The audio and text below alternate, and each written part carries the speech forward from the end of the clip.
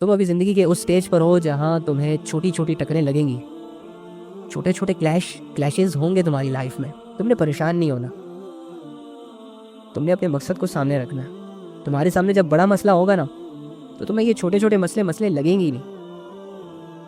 Actually में तुम छोटे छोटे मसलों के आगे सरेंडर कर देते हो। घरेलू हालात की वजह से जॉब नहीं मिल रही, पैसे नहीं है, गाड़ी नहीं है, लोगों के पास इतना सब कुछ है, मेरे पास कुछ नहीं है, शादी नहीं हो रही, वो लड़का नहीं मिल रहा, वो लड़की नहीं मिल रही, स्टडी कर रही हूँ, कुछ याद नहीं हो रहा। यार ये कोई मसले हैं? ये कोई मसले हैं? और इस तरह के मसलों की इतनी वैल्यू है कि तुम अपनी प्रीशियस लाइफ इनके हवाले कर दो, और ये आहिस्ता आहिस्ता करके दीमक की तरह तुम्हें खाते रहे, तुम्हारी एबिलिटीज़ को, तुम्हारी स्किल्स को खा जाए, और तुम्हें एक दिन एक ऐसे कुएं में गिरा दे कि तुम्हें ना इधर कुछ नज़र आए ना उधर कुछ नज़र आए। कब तक ऐसे जियोगे यार? कब तक अपने आप को कमजोरियों के हवाले करते रहोगे? उठो, ऐसे नहीं जीते। रब को पहचानो और उसके सहारे जीना शुरू कर दो। अपनी फितरत पर राजी रहना सीखो। अपनी फितरत से गिले शिकवे करना बंद कर दो। फरिश्तों की फितरत में अल्लाह रब्बुल इज़्ज़त ने इबादत रखी है। करोड़ों सालों से इबादत कर रहे हैं और कभी भी इबादत से उकता नहीं रहे। तुम्हारी फितरत में अल्लाह रब्बुल इज़्ज़त ने कुछ चीजें ऐड की हैं। दुखों का आना, तकलीफों का आना, सदमों को बर्दाश्त करना, नेगेटिविटीज को फेस करना, इम्तिहानात, लोगों के धक्के, लोगों की इग्नोरेंस, तुम्हारी जिंदगी की बहुत बड़ी एफर्ट्स को इग्नोर कर दिया जाएगा। हाँ, ये लाइफ है, ये तुम्हारी फितरत है, तुम इंसान हो, तुमने ये सारी चीजें फेस करनी है।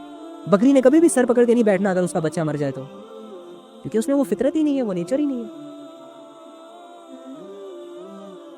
चूहे बिल्ली ने कभी भी स्ट्रेस की गोलियां नहीं खानी इस वजह से कि उसे आज खाने को कुछ नहीं मिला, क्योंकि वो जानते हैं कि हम कोई जॉब नहीं कर रहे लेकिन हम रोज खाते हैं। ये तुमने ये सारी चीजों से गुजरना है, तुमने दुखों को फेस करना है, तुमने स्ट्रेस को बर्दाश्त करना है, तुमने अपने आप को मेंटेन करके रखना है, तुमने अपनी जन्नत और जहन्नम को बनाना है। इनका तो हिसाब किताब ही नहीं है, ना फरिश्तों का, ना जानवरों का, ना परिंदों का, ना रेंगने वालों का, ना उड़ने वालों का। ये तो रिलैक्स है। इम्तिहान में तो तुम हो, बच तो तुम नहीं सकते, कह तो तुम हो। तो पहचानो उस रब को जिसने तुम्हें तुम्हारी मर्जी के बगैर पैदा कर दिया है। अब तुम्हारे पास कोई और ऑप्शन नहीं है। वो मालिक है, वो खालिक है, वो जो करे कोई नहीं पूछ सकता उससे। भाई तुम्हारे पास अब यही ऑप्शन है, चुपचाप करके उस अपॉर्चुनिटी से फायदा उठाओ जो अल्लाह रब्बुल इज़्ज़त ने तुम्हें दी है। ईमान दिया है तुम्हें, बहुत बड़ी दौलत तुम्हें मिल गई है। अब इस दौलत से अगर तुमने अपने लिए जन्नत को ना खरीदा तो दूसरी जगह तो फिर दोज़ख ही बचती है। तो क्या फायदा ऐसे ईमान का कि ईमान है तुम्हारे पास और बगैर किसी मेहनत के अल्लाह की अता पर तुम्हें मिल गया, लेकिन तुमने इस ईमान की दौलत से खुद को अपने अजाब से ना बचाया और ईमान के होते हुए अजाब में चले गए। क्या फायदा तुम्हारी लाइफ का? क्या फायदा तुम्हारी एफर्ट्स का? क्या फायदा तुम्हारी दुनिया का और बड़ी बड़ी गाड़ियों में घूमने का? अरे तुम मकसद से हटकर कैसे जी सकते हो यार? तुम्हारी जिंदगी का मकसद स्ट्रेट, एक, क्लियर, ओनली वन, अपने आप को जहन्नम से बचाना और अपने आप को जन्नत में लेकर जाना। ऐसे अमाल करना जिससे तुम्हारी जन्नत बने, और ऐसे अमाल से बचना, ऐसे गुनाहों से बचना, ऐसी बेहयाइयों से मुंह मोड़ना जो तुम्हें जहन्नम के हवाले करे। अल्लाह की टीम में आ जाओ यार। क्या शैतान की प्लेयर बने हुए हो? जिंदगी को इतने गंदे तरीके से प्ले मत करो। सेफ खेलो, अल्लाह की हुदूदों के अंदर खेलो, एंजॉय करो, लेकिन उन हदूदों का ख्याल रखते हुए जो अल्लाह ने तुम्हें सेट करने के लिए बनाए हैं, तुम्हारे भले के लिए वो हुदूद क्रिएट किए हैं, क्योंकि वो जानता है तुम्हारी फितरत को। अगर तुम इस हुदूद से बाहर जाओगे, क्रॉस करोगे, तो तुम परेशान हो जाओगे। मुझे बताओ, ईमान की हालत में जिना करने वाले जिना करने के बाद परेशान नहीं होते? होते हैं परेशान, सारी उम्र स्ट्रेस में चले जाते हैं। चोर चोरी करने के बाद, हराम कमाने के बाद जब पकड़ा जाता है तो उसकी जिंदगी मुश्किल में नहीं आ जाती, सलाखों के पीछे चली नहीं जाती। तो अल्लाह यही तो चाहते हैं कि तुम वो काम ना करो ना जिसे मैंने हराम कर दिया, और वो काम करो जो हलाल। अब मियां बीवी जब शादी करते हैं, सारी उम्र एक दूसरे का जिस्म और लिबास बनते हैं, कोई डर नहीं होता, कोई खौफ नहीं होता, मुआशरा भी अप्रिशिएट कर रहा होता है, इज्जतें भी मिल रही होती हैं, वेल सेटल्ड होकर अपनी जिंदगी गुजारते हैं। इसी तरह जब एक हलाल कमाता है तो किसी किस्म का कोई डर नहीं होता, औलाद उसके फर्माबरदार होते हैं, रिलैक्स जिंदगी गुजरती है ऐसे इंसान की। डर नहीं होता, खौफ नहीं होता कि पुलिस आ जाएगी घर पे, रिलैक्स होता है। तो मान लो ना कि अल्लाह रब्बुल इज़्ज़त ने जो हुदूद सेट किए हैं इंसान के लिए, यही इंसानियत के लिए बेहतर है। और आप लोगों को पता है कि अल्लाह रब्बुल इज़्ज़त ने आप लोगों को, मुझे, इस दुनिया में आखिरी आने वाले शख्स को اور پہلے آنے والے شخص کو، سب کو. جب تک یہ جسم بنے نہیں تھے ہماری یہ باڈی، ہماری یہ لکس انوینٹ نہیں کیے گئے تھے. نہ ہماری آنکھیں بنی تھی، نہ ہمارا جسم کا کوئی بھی پارٹ بنا تھا، لیکن روحیں تھی. تو اللہ رب العزت نے تمام روحوں کو، چاہے مشرک ہے، چاہے کافر ہے، چاہے مسلم ہے، چاہے نافرمان ہے، چاہے فرما بردار ہے، چاہے خوبصورت ہے، چاہے بدصورت ہے، چاہے پٹھان ہے، پنجابی ہے، گورا ہے، کالا ہے، ساری روحوں کو، ساری انسانیت کو پہلی روح سے لے کر آخری روح تک ایک جگہ جمع کیا تھا. میں بتاتا ہوں اس لاجک کو، میں سمجھاتا ہوں آپ کو، بہت اچھے طریقے سے سمجھاتا ہوں، کیونکہ مجھے خود ہی آ گیا تھا. اور میں اس لاجک کو سمجھنے کے بعد میری آنکھیں کھل گئی تھی، اور مجھے میرا اصل رشتہ سمجھ آنے لگ گیا تھا، مجھے میرا اصل تعلق سمجھ آ گیا تھا. میں جن تعلقات کو 20-25 سال سے اپنے تعلق سمجھ رہا ہوں، یہ تو بہت ٹیمپریری ہے، انہوں تو میرے کسی کام نہیں آنا. ان لوگوں نے تو 2-4 غلطیوں کے بعد مجھے گھر سے نکال دینا ہے بھائی. لیکن میں نے جب اللہ کے تعلق کو سمجھا نا، خدا کی قسم میری آنکھیں کھل گئی تھی. اور یہ میں آپ کو سمجھانا چاہ رہا ہوں، پلیز اس چیز کو سمجھیں. پلیز، آپ کو آپ کے جسم بنانے سے پہلے اکٹھا کیا گیا ہے، آپ لوگوں کو زندگی کے ایک مرحلے سے گزارا گیا ہے، پھر دوسرے مرحلے میں بھیجا گیا ہے، پھر تیسرے مرحلے میں آپ جی رہے ہیں، اور چوتھا، پانچواں، چھٹا باقی ہے. آپ لوگوں کی زندگی کی ایک بننے کی جگہ ہے اور ایک ختم ہونے کی جگہ ہے. آپ سمجھیں اس بات کو. تو جب تک جسم نہیں بنے تھے نا، جسم تو ماں کے پیٹ کے اندر بنتے ہیں، اس سے پہلے ہم اللہ کا سامنا کر چکے ہیں، ہم اللہ کے سامنے کھڑے تھے، اور اللہ نے ہم سے پوچھا تھا کہ کیا میں تمہارا رب نہیں ہوں؟ کیا میں تمہارا خالق نہیں ہوں؟ کیا میں نے تمہیں پیدا نہیں کیا؟ کیا میں ہی تمہارا سب کچھ نہیں ہوں؟ کیا مجھ سے زیادہ کسی اور چیز کو تم عزیز چاہ سکتے ہو؟ یعنی کہ میں تمہارا رب نہیں ہوں؟ بنانے والا، پالنے والا، کھلانے والا، زندگی دینے والا، جسم بنانے والا، پھر موت دینے والا، اور اسی جسم سے تمہاری روحوں کو آزاد کرنے والا، اور پھر انہی روحوں کو دوبارہ جسم دینے والا، اور پھر تمہاری زندگی کا فیصلہ کرنے والا، کیا میں تمہارا رب نہیں ہوں؟ یہ ہم سے اللہ رب العزت نے پوچھا تھا. اور ہم سب نے، میں نے، تم نے، تمہارے گھر والوں نے، تمہارے ماں باپ نے، سب نے ایک آواز سے کہا تھا، سب نے دل سے کہا تھا، ریالٹی کو تسلیم کر کے کہا تھا، اللہ کو مان کے کہا تھا کہ اے اللہ تو ہی ہمارا رب ہے. ہاں. تو اللہ نے یہ کویسچن کرنے کے بعد ہمارے جسموں کی طرف، ہمیں دوسرے سٹیج کی طرف آنے کا بندوبست کرنے کی طرف متوجہ ہوئے. پھر ہمارے جسم ماں کے پیٹ میں بنائے گئے پانی کے ایک قطرے سے. امیجن، پانی کے قطرے سے دنیا کی اشرف المخلوق بن رہی ہے. کوئی عام بات ہے؟ تم لوگ سائنس سے متاثر ہو رہے ہو، سائنس نے راکٹ لانچ کر دیا ہے، تو ٹی وی چینل پہ ایک نیا چینل آ گیا ہے، تو آئی فون نے 13 پرو میکس انوینٹ کر لیا ہے، 14 پرو میکس انوینٹ کر لیا ہے. ہاں، تمہیں یہ ساری چیزیں بہت متاثر کرتی ہیں نا. ہاں، ٹویوٹا نے نئی کار نکال لی ہے، اس کی قیمت یہ ہے. ہاں، یہ اے سی اچھا ہے، انورٹر اچھا ہے، فریج اچھا ہے، یہ اچھا ہے، فلاں اچھا ہے، ڈمکانا اچھا ہے، اس کی شکل اچھی ہے، وہ اس کی سیرت اچھی ہے. ہمیں تو یہ چیزیں متاثر کرتی ہیں نا. کیا کبھی تم نے اس چیز پر غور کیا کہ اللہ رب العزت ایک پانی سے انسان بنا رہا ہے، انسان کا جسم بنا رہا ہے؟ کیا کبھی تم نے اس سے صرف حیرت بھری نگاہوں سے دیکھا؟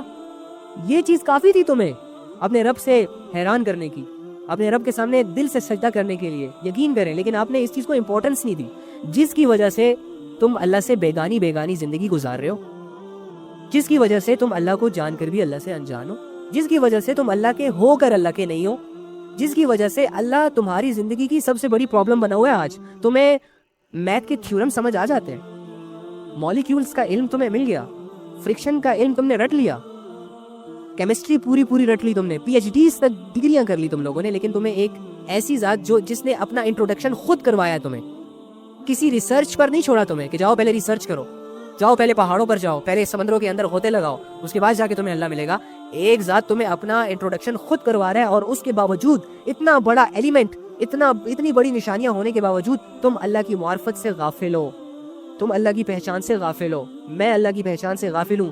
میری زندگی کا سب سے بڑا ظلم، میری زندگی کی سب سے بڑی غفلت، میری زندگی کی سب سے بڑی غفلت یہ ہے، جب تک میں نے اس کو ایڈمٹ نہیں کیا تھا تب تک میں اس کے سدھار کی طرف نہیں آیا تھا. اور جب تک تم اس کو ایڈمٹ نہیں کرو گے، تمہاری زندگی میں کبھی بھی اللہ کو وہ ویلیوز نہیں ملیں گی تمہاری طرف سے. اور اللہ کو ویلیوز نہ دینا تمہاری بربادی ہے. تمہاری ویلیو نہ دینے سے اللہ کو کوئی فرق نہیں پڑے گا. فرعون نے اللہ کا انکار کیا تھا، کیا ملا اسے؟ قارون نے اللہ کا انکار کیا تھا، کیا ملا اسے؟ اور اللہ کو کیا نقصان دے دیا انہوں نے؟ تم کیا نقصان دے دو گے؟ تمہارے گھر والے کیا نقصان پہنچا سکتے ہیں تمہارے رب کو؟ اور تمہاری گمراہیاں، تمہارے یہ چھوٹے موٹے گناہ، تمہارا یہ زنا، یہ شراب پینا، یہ ناچنا، یہ گانا، یہ فالوورز، یہ کپڑے اتار کر لوگوں کے سامنے آنا، یہ اللہ رب العزت کی عزت میں کمی کر سکتے ہیں؟ کر ہی نہیں سکتے. تم اپنے آپ کو دھوکہ دے رہے ہو. تم ٹک ٹاک کے فالوورز بنا کے اپنے آپ کو سیٹسفائڈ سمجھ رہے ہو, لیکن تمہاری زندگی کی سب سے بڑی سیٹسفیکشن تو ختم ہو رہی ہے. تمہیں لوگ تو مل رہے ہیں لیکن اللہ تم سے دور جا رہا ہے اسٹیپ بائی اسٹیپ. تمہیں فالوورز تو آ رہے ہیں لیکن تمہاری آخرت ڈیمیج ہو رہی ہے. ہاں تمہیں دولتیں آ رہی ہیں, ہاں تمہیں لیمبورگینی مل رہی ہے, ہاں تمہیں بڑے بڑے لوگ سلیوٹ کرنے لگ گئے ہیں, تمہاری تالیاں بجانے لگ گئی ہیں, لوگوں نے تمہارے اکاؤنٹ پر ویریفائڈ ٹک دیکھ کر تمہیں ویلیوز دینا سٹارٹ کر دی ہے, لیکن تم اللہ کی نظروں میں گر رہے ہو بھائی. کیا فائدہ؟ تمہیں تو اپنے اچھے اور برے کی تمیز ہی نہیں ہے اور تم سیلیبریٹی بن کے گھوم رہے ہو. تم اپنے آپ کو سیلیبریٹی کہنا لیکن لائق ہو, سٹار کہلانے کے لائق ہو. تمہارے پاس وہ ایلیمنٹ ہی نہیں ہے کہ جس سے انسان سٹار کہلائے, اور دنیا تمہیں سٹار بنائے گی. ایسی دنیا جو لاکھوں سٹار مر جانے کے بعد ان کو یاد تک نہیں رکھتی. جنریشن تو چینج ہوتی رہتی ہے. تمہیں کیا پتا کہ 100 سال پہلے کون سیلیبریٹی تھا, کون سٹار تھا, کون فیمس تھا؟ یاد رہا؟ نہیں رہا. تمہارا لینا دینا ہی نہیں ہے اس سے. یہ موجود ٹک ٹاک سیلیبریٹی سٹار بھی ختم ہو جائیں گے 100 سالوں بعد. تم لوگ بھی مر جاؤ گے اور اس کے فالوورز بھی مر جائیں گے اور یہ خود بھی مر جائیں گے. لیکن اتنا بڑا گھاٹا کر کے مریں گے نا یہ لوگ کہ اپنے ہاتھوں کو چبا کے پورے کھا جائیں گے اور اللہ سے گڑ گڑا کے بھیک مانگیں گے صرف ایک دن کے لیے اس دنیا میں واپس آنے کے لیے, تاکہ وہ توبہ کر سکے. لیکن اللہ رب العزت نے ایک نہیں سننی. پتہ ہے اللہ نے کیا کہنا ہے؟ ہم آج تمہیں ویسے ہی بھول گئے جیسے تم دنیا میں مجھے بھولے ہوئے تھے. آج ہم تجھے ویسے ہی اگنور کریں گے جیسے تم دنیا میں مجھے اگنور کیا کرتے تھے. آپ اس بات کو کیوں نہیں سمجھ رہے؟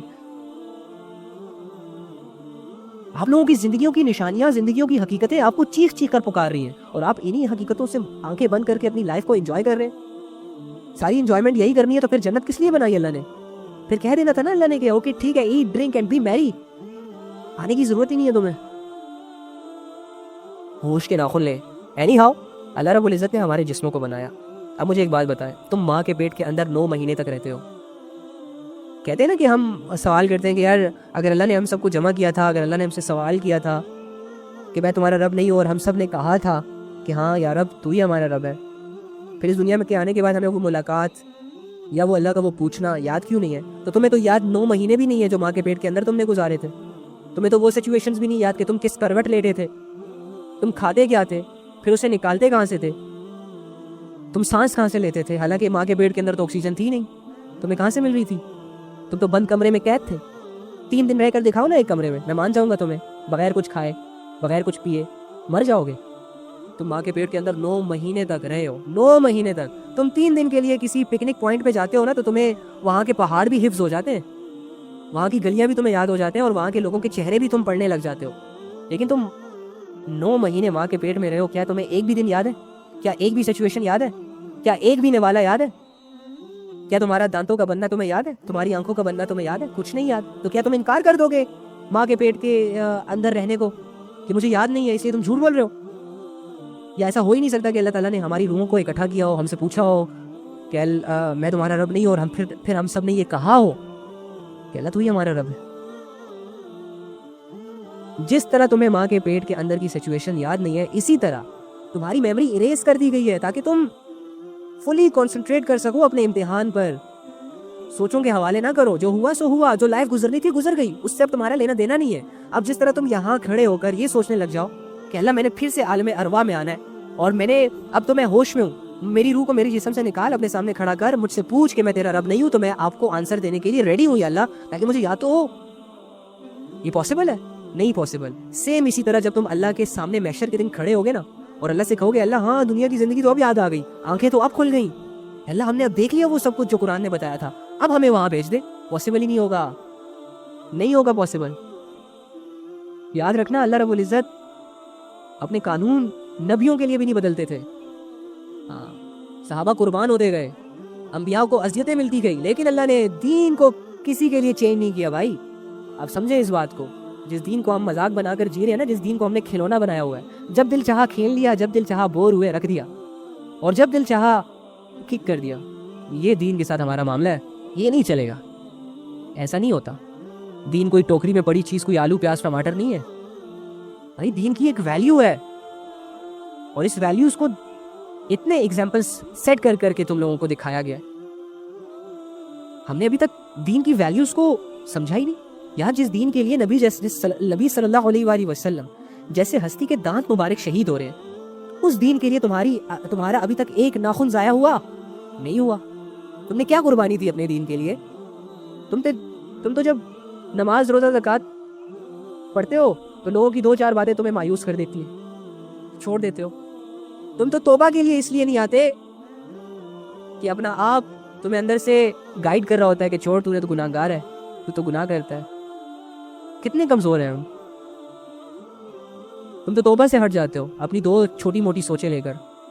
اور صحابہ کے پاس گناہ ہوتا تھا, نبی کی غلطی ہوتی تھی تو کیا کرتے تھے, اس غلطی کو سدھارنے کے لیے نبی صلی اللہ علیہ وآلہ وسلم کی خدمت میں پیش ہوتے تھے, اور اس غلطی پر جو اللہ رب العزت نے سزا سیٹ کی تھی دنیا میں دینے کے لیے, اس کو جب تک لے نہ لیتے تھے تب تک انہیں سکون نہیں ملتا تھا. تمہیں تو گناہ کرنے کے بعد یہ فیل ہی نہیں ہوتا کہ میں نے گناہ کیا.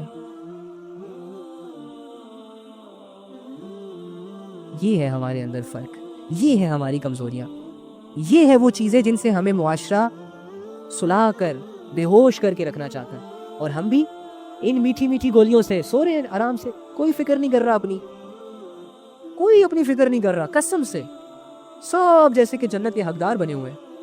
ارے اشرم مبشرہ کو تو دنیا میں جنت کی بشارتیں دے دی گئی تھی اور وہ چین سے نہیں بیٹھتے تھے. اللہ کے دین کے بڑے بڑے احکامات, جہاد جیسا حکم, یار تیر کھانے کے بعد بھی کنفیوز ہو کے اس دنیا سے جاتے تھے کہ پتہ نہیں اللہ کو ہمارے ایکشنز پسند آئے ہوں گے بھی کہ نہیں, ہمارے اعمال قبول ہوں گے بھی کہ نہیں, ہماری قربانیاں قبول ہوں گی بھی کہ نہیں. اور ہم 2-4 نمازیں پڑھ کے سمجھتے ہیں کہ بس مسلمان ہونے کا حق ادا کر دیا. باقی علم سیکھنا تو علماء کا کام ہے, قرآن کی قرات کرنا تو قاریوں کا کام ہے, معاشرے میں دین کو پھیلانا تبلیغ والوں کا یا بڑے بڑے علماء کا یا وہ لوگ جو اچھے طریقے سے بول لیتے ہیں ان کی ذمہ داری ہے. حالانکہ ہماری نبی نے کہا کہ ایک آیت بھی پہنچاؤ, ایک بات بھی پہنچاؤ اگر پتہ ہے, تمہیں تو 1000 باتیں پتہ ہے. تم تو خود سے انجان بنے پھر رہے ہو. اپنی غلطیوں کے ساتھ تم نے جینا سیکھ لیا ہے, اپنے گناہوں کے ساتھ تمہیں جینا آ گیا ہے, اور گناہ کرنے کے بعد اپنے آپ کو سمجھانا آ گیا تمہیں, اسی لیے ریلیکس ہو تم. ادروائز تمہارا ایک بھی پل تمہیں چین سے نہ گزرنے دیتا, تمہارے گناہ, تمہاری غفلت اور تمہاری یہ سچویشن کہ جس میں تم نے اللہ کے لیے کچھ کیا ہی نہ. ہم جوان ہو چکے ہیں یار, ہم اللہ کو کب پہچانیں گے؟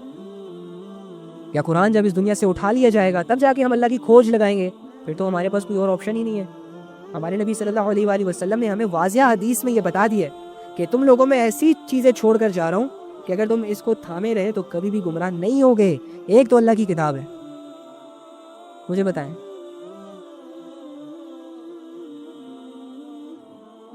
کیا حالت کی ہے ہم نے قرآن کے ساتھ. ہاں نہیں, ہمیں تو قرآن سے بڑی محبت ہے نا, ہم تو قرآن کے بغیر ہمیں نیند نہیں آتی. ہم نے تو قرآن کو وہ ویلیوز دی ہوئی ہیں کہ بس کیا کہوں.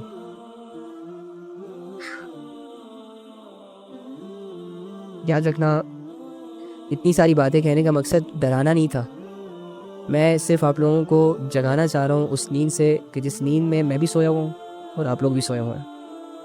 جگانے کے لیے کوئی نہیں آتا, لوگ تمہارے سونے سے فائدہ اٹھائیں گے, لوگ شکر کریں گے کہ تم سوئے ہوئے ہو, کیونکہ لوگ تم سے بیزار ہو چکے ہیں. اور تم جن لوگوں کے ارد گرد جی رہے ہو ان کو تمہاری ویلیوز کا پتہ ہی نہیں ہے کہ تم ہو کیا. تم ایک ڈائمنڈ ہو, ایک ہیرے ہو, قیمتی چیز ہو اللہ کی نظروں میں, لیکن بس تم ایک ایسے ہیرے بن گئے ہو کہ بچے اس سے کھیل رہے ہیں اس کی قیمت جانے بغیر. بچوں کو اس ہیرے کی قیمت کیا پتا, نادانوں کو ایک ہیرے کی قیمت کا کیا پتا, پاگلوں کو ایک ہیرے کی قیمتوں کا کیا پتا کہ ہیرا, ایک قیمتی ہیرا کیا ویلیو رکھتا ہے ایک عقل مند انسان کی نظروں میں یا ایک بھوکے انسان کی نظروں میں. تم وہ ہیرے ہو جس سے بچے کھیل رہے ہیں, ہاں, اور تم ان بچوں کو سمجھا رہے ہو. جس دن تم ان بچوں کے, جب یہ بچے کھیل کھیل کے تم سے تھک جائیں گے نا اور تمہیں پھینک دیں گے کہیں اور تم جا کے کسی نالی میں گرو گے, گندے ہو جاؤ گے,